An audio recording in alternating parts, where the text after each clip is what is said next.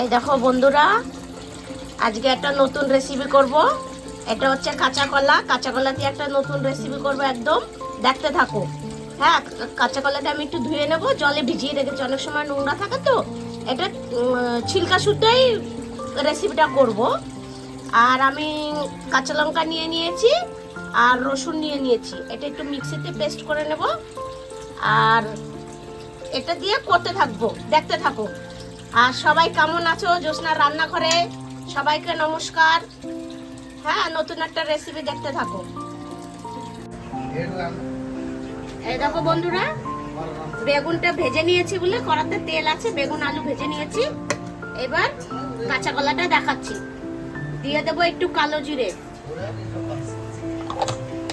আর এটা রসুন আর কাঁচা লঙ্কা আমি কুটে নিয়েছি হামিল দিস্তায়, এটা দিয়ে দেবো।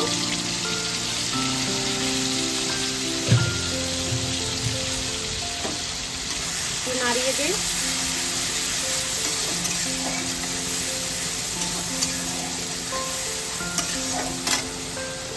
ঝাঁঝ যাচ্ছে না?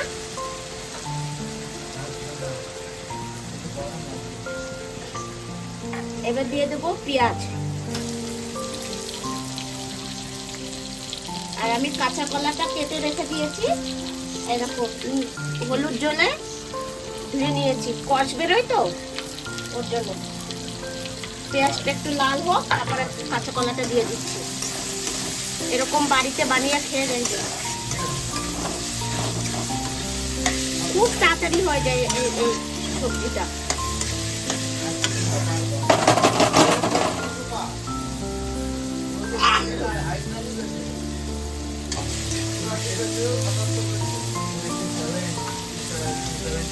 এবার দিয়ে দেবো কাঁচা কলাটা। জল আছে, একটু জলটা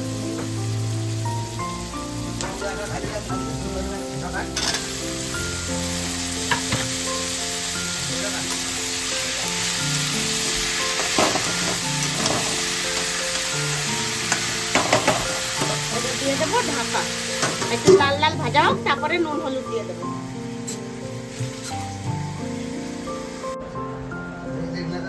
এবার ঢাকাটা খুলে দেখি,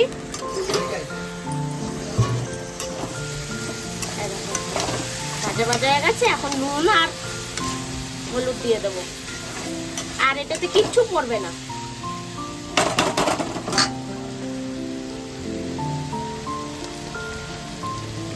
ওটা দিয়ে দিই।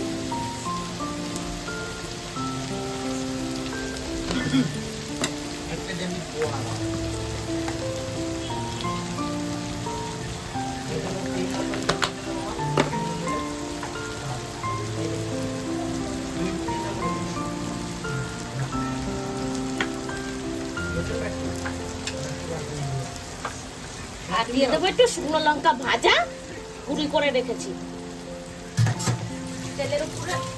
তেলের উপরে ভেজে ওটাকে একটু হাত দিয়ে ম্যাশ করে দিয়ে দিলাম।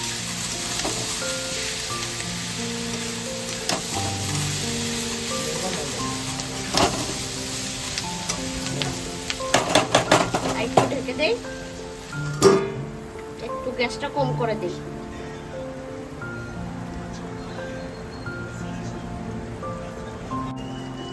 দেখি ঢাকাটা খুলে,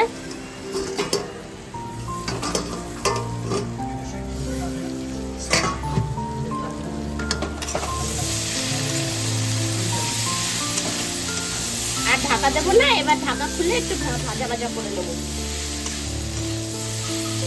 এই দেখো সুন্দর সিদ্ধ হয়ে গেছে, এবার একটু লাল লাল করে ভেজে নেব।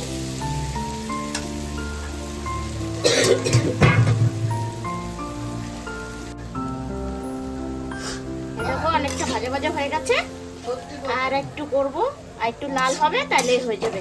এরপরে নামিয়ে নেব।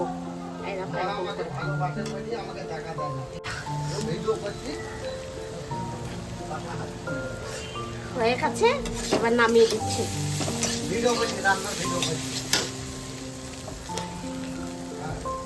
হয়ে গেছে।